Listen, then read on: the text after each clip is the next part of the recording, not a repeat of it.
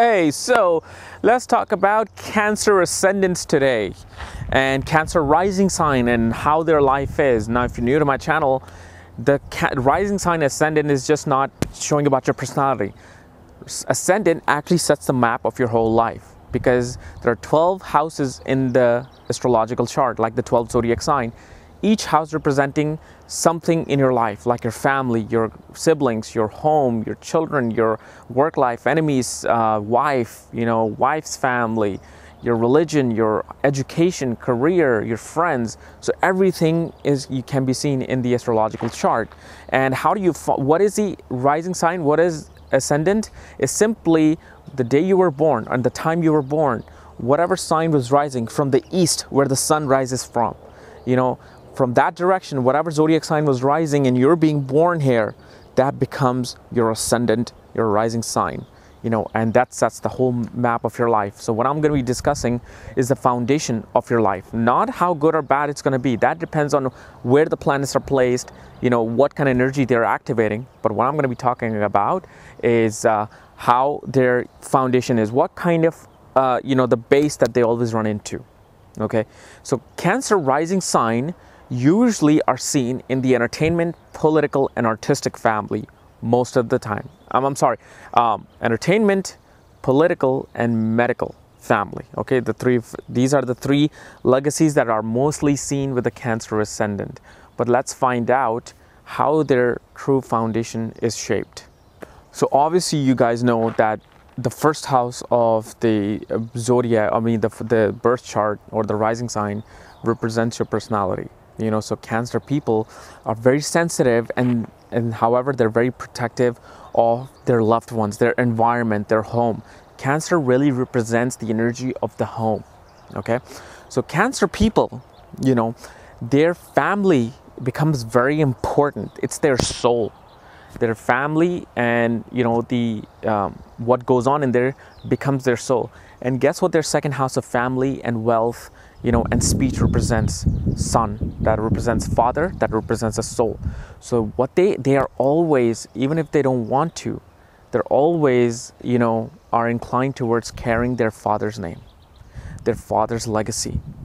They're, they want to keep that family legacy light alive. Now, will that be a good or bad family legacy? That depends on the condition of the sun, what planet is representing the second house, who's sitting in there, pretty much. Okay, but these guys are always inclined towards what their father or their grandfather were doing. So if, let's say, father was a doctor, father was in the medical field, they would be inclined towards. And so the reason why, usually this is found in political and artistic family and also medical family, because sun represents government, authority. So, and it's also representing their father, so usually the father is an authoritative figure in the government, but sun also represents creativity because it rules the original fifth house of creativity. So their father can also be an artist, can also be in the entertainment field. Okay, and Mars is the signifactor of their career. Mars is friends with Sun, so this is why the medical comes into play, but we'll get to that later. Okay, their relationship with the siblings, okay, their siblings and their close neighbors and family members is kind of calculated. They want to see that how much affection am I receiving from these people? How much love am I receiving from my family members and from my siblings in order for me to give them love?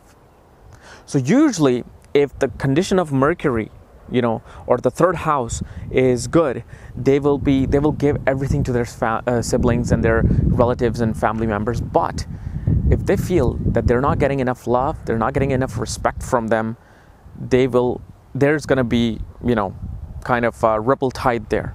They may not want to give as much affection to that part of the family.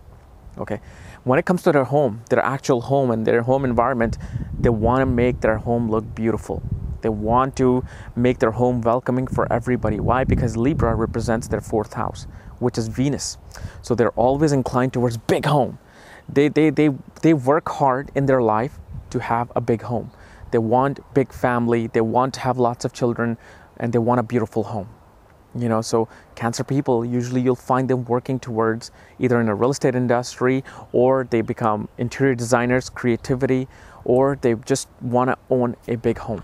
And their mother is a huge influence in their life because of the fact the ascendant is Cancer, ruled by the moon. Moon represents your mother.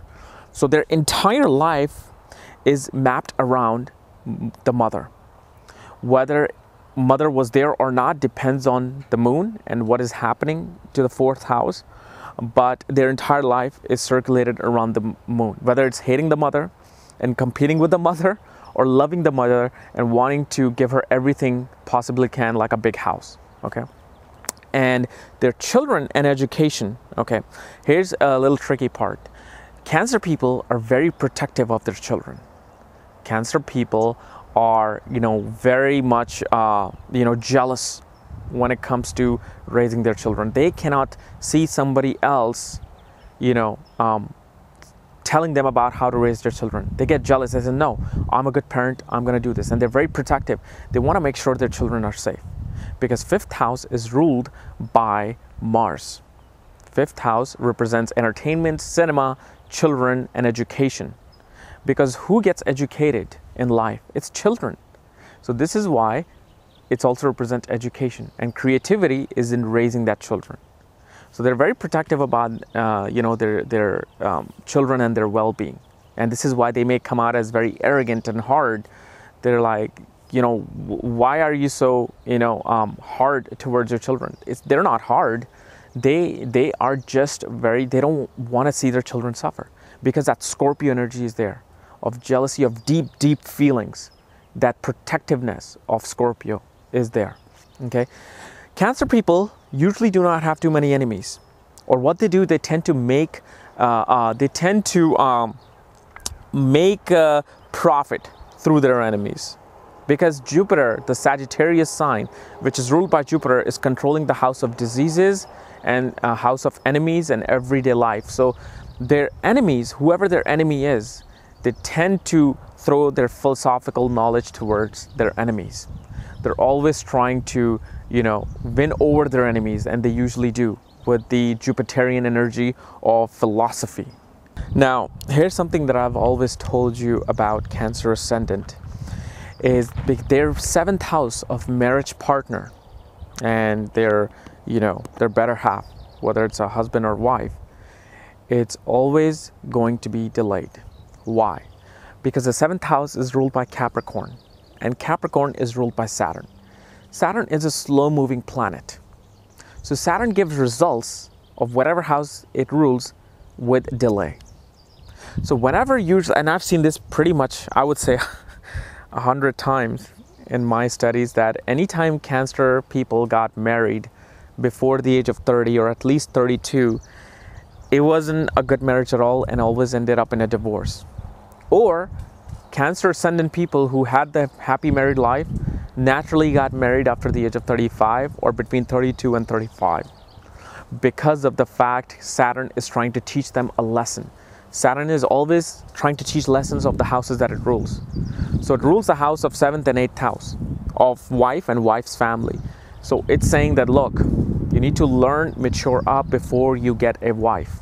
And usually Cancer people, if it's a guy, especially with a Cancer ascendant, they always run into mature and older women.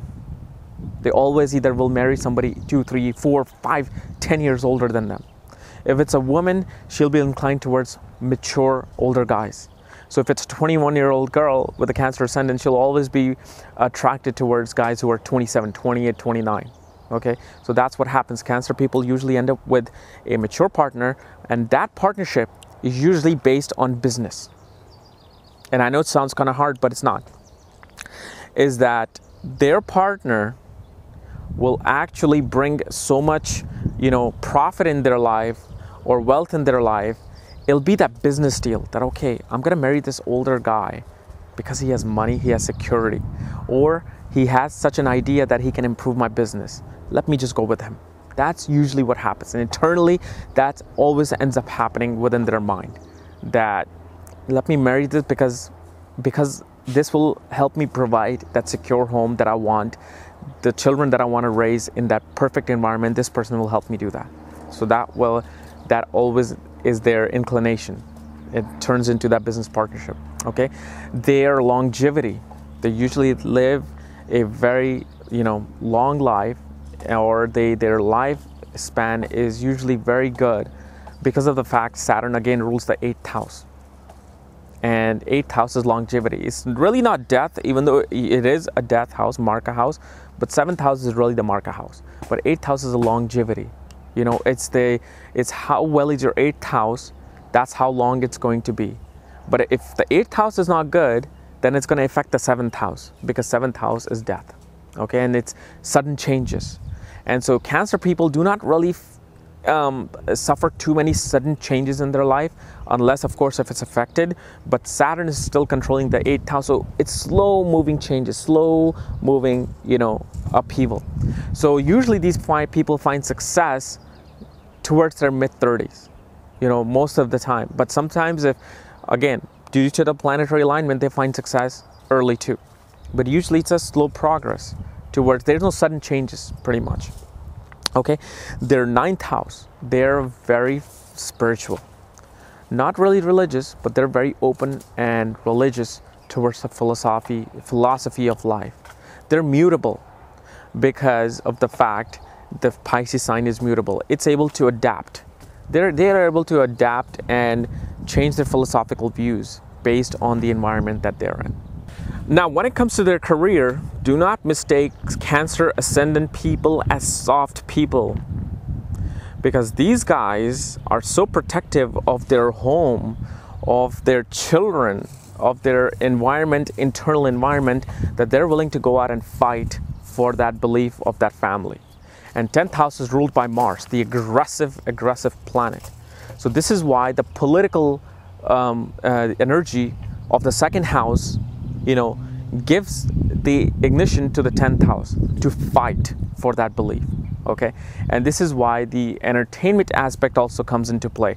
Why they are so successful in the entertainment industry, because Mars rules the house of career, the 10th house, and the 5th house of entertainment. So the energy of Mars is there. So these guys provide that energy to go out and perform. Their performance are always very strong and dramatic. Dramatic actors are seen from this. Medical families, why medical? Because Mars also represents medicine. It represents the medical field, the surgical field. So Mars energy also gives them the inclination towards the medical field, because Mars is also surgery, remember that. And 11th house of gains, their gains and their friendship are very, very important to these guys. Okay, and depending upon the condition of the Venus, they usually Cancer people gain a lot in their life, because Venus rules their 4th house of home and their 11th house of gains and money, and Venus is solely responsible for giving them their friends. And Cancer Ascendant people usually have a lot more female friends than male friends, because of the feminine energy on the 11th house of friends and social network. And so Cancer people also, remember, Cancer moon represents the energy of up and down waves. So yes, these guys suffer a lot of ups and downs, but it's not that quick ups and downs. It's that slow down and then slow up. So usually in their beginning of their life, they may struggle. Then towards the middle and the end of the life, it goes up. So the wealth starts coming towards their mid-30s. Now, when it comes to their spiritual life, when it comes to their, their life behind the scenes, it is kind of turbulent. It takes it's quite a work for for Cancer Ascendant people to relate to their, their dreams and their creativity, because of the fact the dualness of Mercury is there, the sign of Gemini.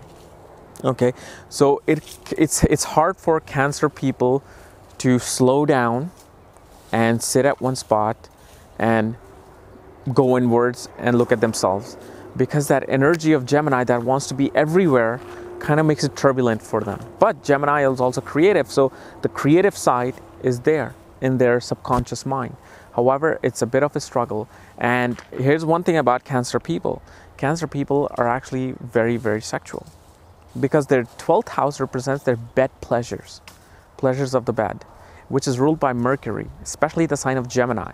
Gemini represents that prince energy, that playboy, that young little prince who hops around from one woman to the other. So these guys are very fond of that energy, of that bed pleasures. And obviously 5th house and Mars energy is very strong in them, because 5th house of love and romance is being ruled by Scorpio, is being ruled by Mars. So Mars, that passion and that lustfulness is always seen in romance with Cancer ascendant people, because these people want to nurture you and love you, but when it comes to love, they're passionate and they're lustful about that. Okay, so guys, this was my analysis on Cancer ascendant. If you're new to my channel, subscribe above, because I'm going to be bringing all this cool information to you. And if you want to know more about astrology and its true, methods and secrets, check out my link below. Check out my book there, Astrology: The Speed of Light. Otherwise, I'll see you tomorrow. Bye-bye.